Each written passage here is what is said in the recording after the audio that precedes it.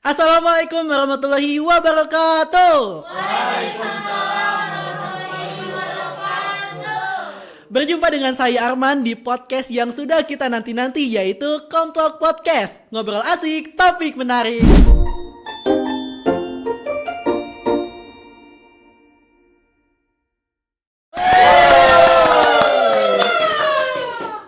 Disclaimer dulu nih. Jadi kita setiap minggunya akan update terus tentang podcast yang mana temanya tentu sangat menarik banget. Jadi pantengin terus karena kita akan upload di akun YouTube Himakom Official. Nah, halo sobat semuanya. Jadi kali ini kita sudah kedatangan dua narasumber kita atau dua bintang tamu utama kita, yang mana bagi kalian mahasiswa Ilmu Komunikasi Unisal sudah tidak asing lagi dengan kedua narasumber kali ini. Nah, siapa lagi kalau bukan Kang Rama dan Kang Pradiska. Weh, gimana nih kabarnya? Kang Rama, gimana kabarnya nih untuk hari ini? Alhamdulillah baik ya. Wih, baik. Ini. Untuk Kang Adit, ada trouble gak buat hari ini? Alhamdulillah aman selalu. Selalu aman Kang Adit. Mungkin ada sedikit trouble. Apa nih? Perjalanan jauh. Oh, perjalanannya jauh. Oh iya. Perjalanan jauh. Ya, itu berangkat dari mana nih Kang Rama? Dari rumah, kebetulan rumah saya jauh. Rumahnya di mana itu? Di Garut. Garut ke Bandung. Berangkat jam berapa itu kira-kira itu? Berangkat tadi dari jam 6:30. Oh, lumayan. Airportnya sangat keren sekali nih buat Kang Rama. Oke, sebelum kita lanjut ke pembahasan yang paling mendalam, sebelumnya kita alangkah baiknya perkenalan dulu ya buat teman-teman yang ada di rumah. Nah, jadi mau mulai dari mana dulu? Dari Kang Rama dulu. Ya, boleh. Untuk Kang Rama biasa dipanggil apa nih? Selain Rama atau Dan atau apa? Oke, jadi sebelumnya izin memperkenalkan diri ya, nama saya Ramadansyah. Biasa dipanggil kalau di rumah itu Rama. Ada juga dari teman-teman di kampus yang manggil Rama atau Ram. Dan juga ada yang menarik nih. Apa nih? Jadi ada beberapa orang yang manggil saya itu Dan. Dan Dan aja. Dan apa gitu kan? Dan apa? Dan apa? Itu biasa suka dijadiin nama panggilan itu Dan. Iya, Dan. tapi menarik banget itu biasa. Bisa. Oke. Untuk Kang Rama ini dari jurusan Ilmu Komunikasi semester berapa nih Kang Rama? Kebetulan bukan kebetulan sih sebenarnya. Emang iya gitu. Iya, gitu kan. Emang lagi di ini gitu kan. Udah mau menginjak semester 5 sekarang. Semester 5, wih. Amin. Berarti udah senior. Oh enggak, belum. Belum. Masih cutting tercinta ini teh modelan gitu. Oke, untuk Kang Pradiska nih. Iya. Gimana kabarnya? Alhamdulillah. Oh, baik. udah tadi ya. Iya. Terus untuk nama panggilan ini mau dipanggil apa nih buat podcast kali ini nih? Sebenarnya beda-beda ya kalau untuk nama panggilan ya. Kadang di rumah ada yang panggil Pradiska, ada yang panggil Adit gitu. Tapi kalau untuk rata-rata di kampus manggilnya Kang Adit. Kak Adit Iya. gitu ya, teman-teman panggil aja Adit. Adit gitu. Mana? Ini Kang Adit dari Ilmu Komunikasi juga ya, betul. Iya, betul. Dari semester berapa nih Kang Adit? Sekarang semester 3. Semester 3 gitu, berarti angkatan tahun 2023 nih, betul. Bagus ya 33. 3. Ini Kang Adit domisilinya di mana Kang Adit? Di Cikutra. Cikutra, masih Bandung gitu Masih ya. Bandung. Oke, teman-temannya ada di rumah, jadi kita akan membahas nih tentang jurusan Ilmu Komunikasi itu apa sih, dan apa benar jurusan Ilmu Komunikasi itu hanya belajar ngomong doang? Kita bahas bersama-sama ya. Nah, jadi seperti yang sudah tadi diceritakan bahwa Kang Rama dan Kang Adit ini merupakan mahasiswa jurusan Ilmu Komunikasi di Unisal, yaitu di Bandung ya teman-teman. Nah, kita akan tanya-tanya nih, apakah benar jurusan Ilmu Komunikasi itu mudah dan cuman belajar ngomong doang? Nah, sebelum kita membahas tentang itu, saya pengen membahas dulu nih, pengen menanyakan dulu alasan untuk akang-akang ini masuk Unisal itu kenapa sih bisa masuk Unisal gitu? Atau lebih tepatnya, kenapa sih bisa milih jurusan Ilmu Komunikasi gitu?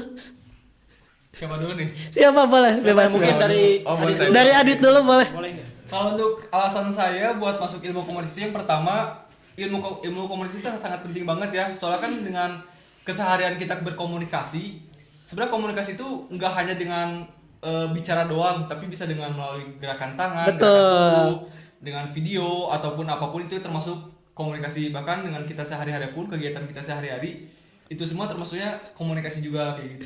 Iya. Untuk yang Rama gimana?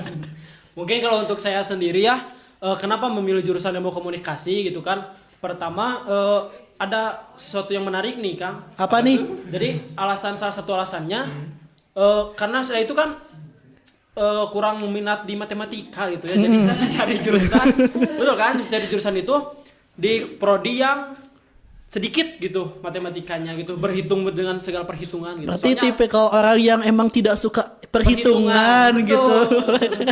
Kecewa perhitungan nggak ke cewek? enggak sih. Awas ya, kalau misalkan kalian dekat sama Kang Rama terus dia perhitungan, takol. Enggak guys. Jadi Oke. ya selain itu juga kita lihat kan di era sekarang gitu ya, di era digital gitu kan, dimana sedang zaman-zamannya teknologi maju gitu kan. Ya, Nah, komunikasi semua itu tidak terlepas dari komunikasi. Komunikasi, betul, itu. Karena di setiap ranah pekerjaan itu pasti melibatkan yang namanya komunikasi seperti itu. terus tadi udah disinggung nih, kenapa sih masuk Unisal nih? Kan banyak gitu kan kampus yang menerima yang ada jurusan ilmu komunikasinya nih. Kenapa sih milih Unisal? Ada apa sih di Unisal gitu? Boleh? Dari siapa dulu nih? Boleh, gimana itu tanggapannya, bebas. Mungkin kalau dari saya ya kenapa memilih Unisal gitu ya. Sebelumnya kan saya itu termasuk mahasiswa yang gap year gitu kan. Oh iya, gap year. Gap year. Gap year berapa tahun itu kan? 1 tahun. 1 tahun. Iya, nah dari proses itu tuh kayak nyari kerja itu susah nih, nyari kerja susah. Terus kebetulan saya lihat promosi di Instagram gitu kan, Unisal tuh lagi membuka lowongan mahasiswa untuk KIP kuliah. Oh Nah iya. gitu dah, di sanalah saya Mencoba mendaftar mungkin ya. saya mencoba mendaftar gitu kan, kayak menaruhkan nasib saya di Unisal ini gitu. Mudah-mudahan keterima di KIP, alhamdulillah juga keterima di KIP seperti Oh iya. Untuk Kang Adit gimana Kang Adit? Kenapa milih Unisal gitu? Sama ya, karena saya juga tahu dari beberapa platform digital ya, karena emang Unisal tuh lagi menerima mahasiswa baru. Jadi ya karena emang saya nggak keterima di PTN juga, jadi ya saya coba-coba iseng ke Unisal ini, dan alhamdulillah keterima di jurusan yang diinginkan juga kayak gitu. Terus kalau gak salah di Unisal juga ini biayanya tuh sangat murah ya, sangat terjangkau gitu. Iya, betul. Jadi banyak banget ya yang daftar ke Unisal gitu. Oke. Ini mengenai tadi kan sudah ditanya alasan masuk ke jurusan ilmu komunikasi ini. Terus saya pengen tahu nih tanggapan tentang sekarang kan lagi ramai nih di media sosial tentang bahwa jurusan termudah jatuh kepada ilmu komunikasi. Karena apa? Karena di jurusan ilmu komunikasi cuman belajar ngomong doang. Apakah benar itu cuman belajar ngomong doang nih? Gimana nih Sebenarnya tanggapannya? Enggak. Sebenarnya Enggak lah. enggak, Di Ilkom itu kita tidak hanya belajar komunikasi gitu antar orang gitu, komunikasi yang mungkin emang komunikasi itu semua orang juga bisa, tapi belum tentu nih Kang, karena dengan berkomunikasi itu tidak hanya antar satu orang, kita juga bisa contohnya gini nih, komunikasi visual, Yeah. gambar gitu kan. Itu para fotografer juga termasuk ranahnya itu komunikasi, menyampaikan pesan dari gambar tersebut gitu kan, Yeah. halayak banyak gitu kan. Terus periklanan, kayak iklan-iklan yang sering kita lihat di televisi ataupun di baliho-baliho caleg kemarin itu yang rame-rame Yeah. lagi nyalonin diri, kan itu banyak pasang baligo-baligo besar gitu di pinggir jalan ya Kang Adit ya. Nah itu tuh termasuk ke ranahnya komunikasi. Komunikasi. seperti itu. Karena komunikasi itu tidak hanya berkomunikasi secara verbal, tapi juga non verbal. Oke, jadi banyak banget ya jenis-jenis komunikasi itu. Betul. Jadi cuman belajar ngomong doang ya? Enggak. Bukan. Oh iya betul. Bukan. Jadi tidak hanya belajar ngomong doang di Ilkom teh. Banyak banget berarti ya yang dipelajari di Ilkom juga. Nah, Dan tidak mudah tentunya. Oh iya. Kan tadi bilangnya mudah gitu kan. mudah katanya Jurusan- mudah gitu.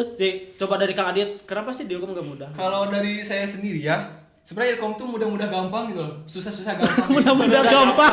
Gimana nih? Mudah-mudah gampang ini gimana Sama aja ini? Susah-susah gampang gitu. Ya. Soalnya yang namanya komunikasi itu dengan kita sehari-hari kegiatanku itu namanya termasuk komunikasi. Komunikasi. juga, gitu. Bahkan kita dengan bermain media sosial, dengan gerakan tubuh, dengan video, foto, segala macam apapun itu termasuk komunikasi juga. Jadi nggak hanya cuma satu, yaitu bicara doang nggak kayak gitu. Tapi Iya. nyatanya emang banyak juga komunikasi itu kayak gimana. Ya, dan titik di mana yang gak mudahnya itu kalau menurut saya, karena kan ada seorang itu setiap orang itu berbeda Ya, sifat betul. pribadi gitu kan. Jadi tidak semua orang bisa berbicara di depan umum. Betul. Nah, di sanalah di Ilkom itu dilatih kita untuk bisa berbicara di depan umum.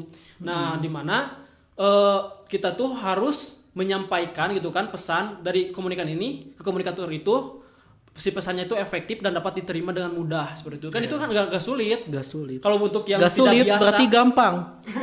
Gak sulit berarti gampang ya teman-teman. itu ya enggak Ya betul. sulit. Jadi yang benar Gak yang mudah, mana nih? gak Gak mudah. mudah. Gak Oke. mudah. Jadi gak mudah gitu teman-teman. Ya enggak mudah gitu kan. Bagi orang yang tidak terbiasa gitu berkomunikasi di depan umum itu gak mudah buat buat menyampaikan suatu pesan seperti itu. Iya, soalnya itu emang benar-benar gimana ya, kitanya juga harus percaya diri. Iya, Contohnya banyak. kayak saya nih introvert kan susah banget itu.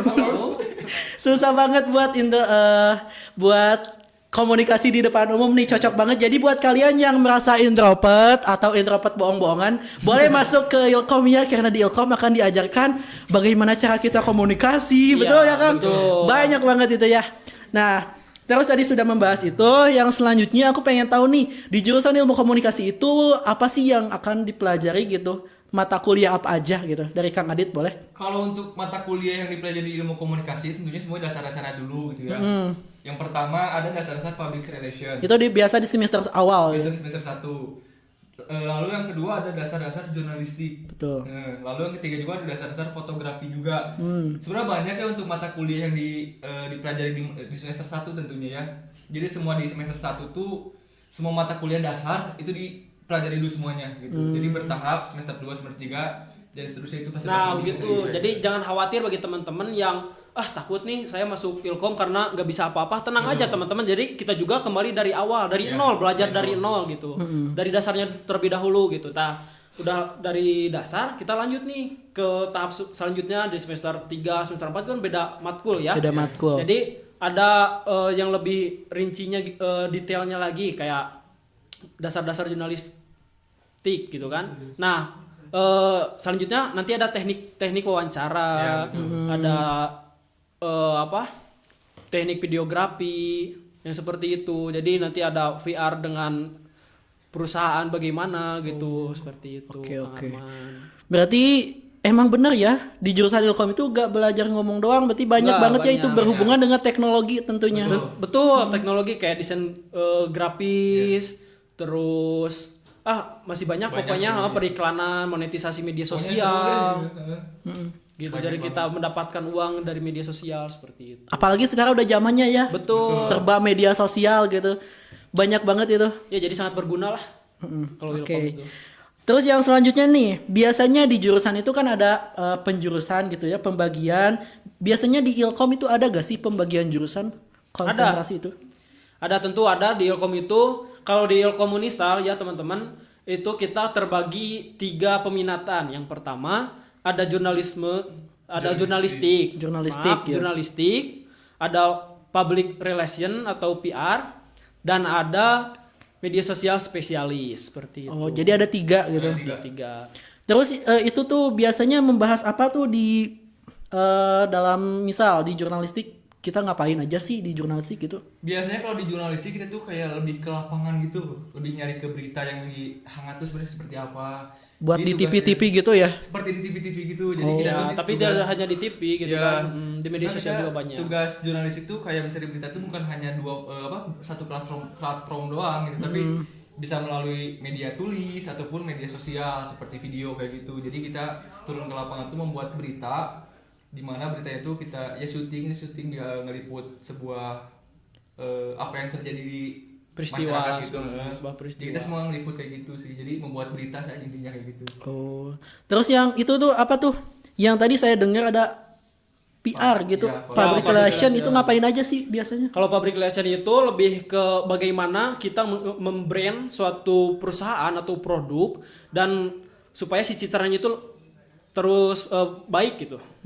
Nah, tidak hanya itu juga, jadi PR itu perantara antara satu instansi dengan instansi yang lainnya atau satu instansi dengan individu dan masyarakat seperti itu. Jadi PR itu tugasnya benar-benar kayak apa? Misalkan satu perusahaan itu mendapatkan isu yang tidak enak gitu ya, yang tidak baik. Nah, itu tugasnya VR untuk membalikan si image dari perusahaan itu agar baik kembali. Oh, begitu. Terus untuk yang selanjutnya apa sih, ada gak sih tantangan bagi Kang Rama dan Kang Adit itu di dalam menjalankan perkuliahan di Ilkom gitu, gimana Kang?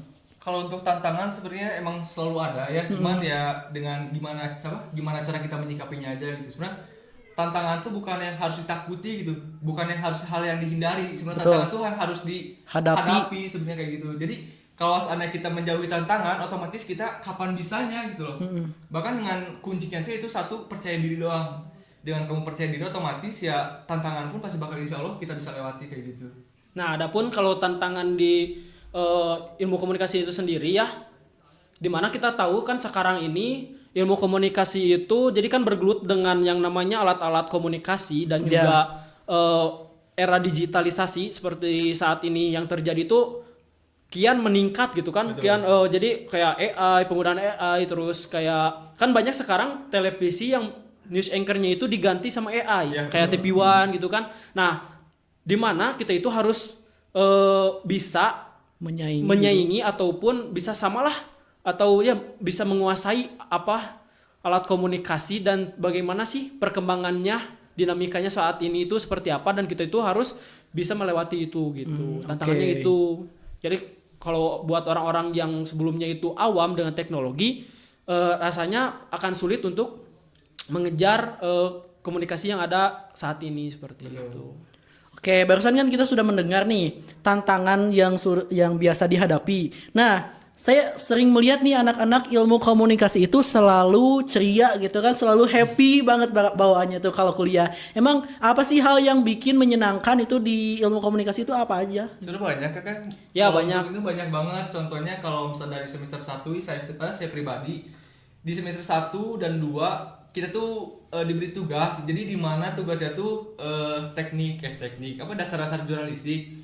Yang dimana tugasnya tuh kita langsung liputan ke lapangan langsung. Ya waktu itu saya lagi liputan di pasar ya tentunya. Itu jadi kita tuh langsung ketemu sama narasumber gitu loh.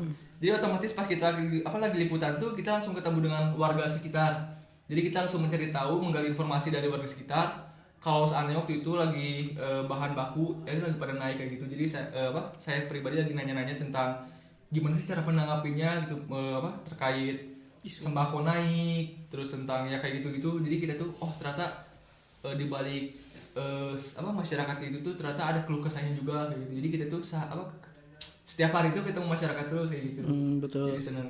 Nah, kalau dari saya pribadi ya, serunya Ilkom itu jadi di saat mahasiswa lain, mahasiswa prodi lain mengerjakan tugas atau soal ujian itu secara tertulis gitu kan, kayak matematika atau apa. Nah, serunya Ilkom itu kita tugasnya itu praktik, kebanyakan praktik di lapangan seperti itu. Jadi waktu orang lain ujian, kita praktik sudah beres gitu. Jadi yang lain ujian, kita mah tinggal mengumpulkan tugas yang sudah diberikan seperti itu. Nah, di Ilkom juga kan kebanyakan di praktik gitu, kayak ke lapangan. Nah, serunya itu kalau misalkan di jurnalistik ya ranahnya, di saat kita mencari atau mewawancarai, bisa paginya itu pejabat ataupun dinas-dinas. Nah, sorenya itu bisa jadi mohon maaf gitu kan orang-orang yang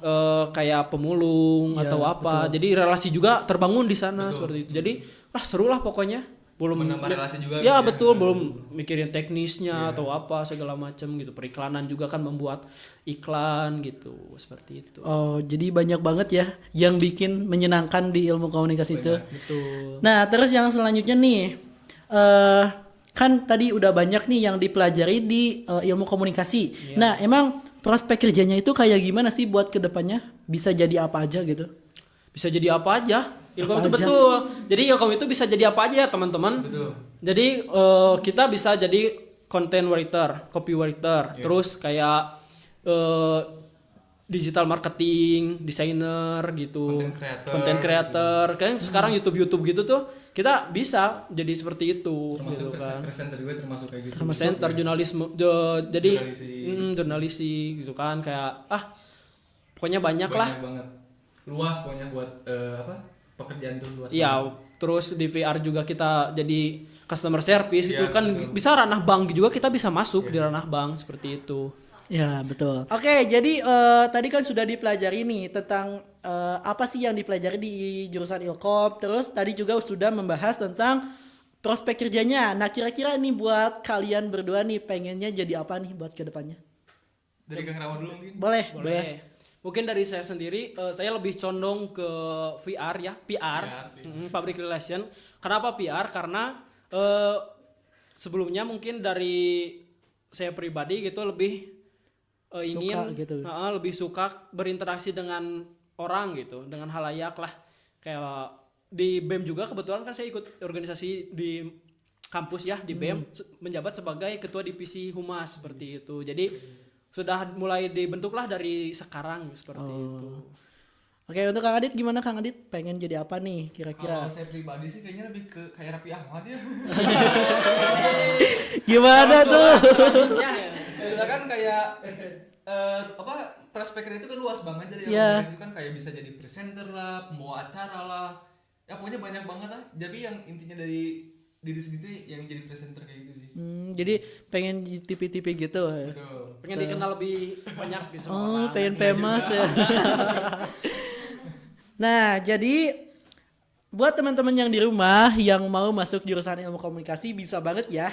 Karena di jurusan ilmu komunikasi ini belajar banyak banget hal. Dan juga di jurusan ilmu komunikasi itu tidak hanya belajar ngomong doang, teman-teman. Tidak hanya itu. Nah, kira-kira ini tanggapan kalian tentang perkataan itu gimana nih? Boleh ya tulis di kolom komentar. Nah, mungkin podcast kita kali ini sudah dicukupkan sekiannya sampai sini dulu teman-teman. Terima kasih kepada Kang Rama dan Ya, Kang sama-sama. Adit yang sudah menjadi narasumber kita kali ini. Saya Arman sebagai host dan Kang Rama serta Kang Adit sebagai narasumber pamit undur diri. Assalamualaikum warahmatullahi wabarakatuh.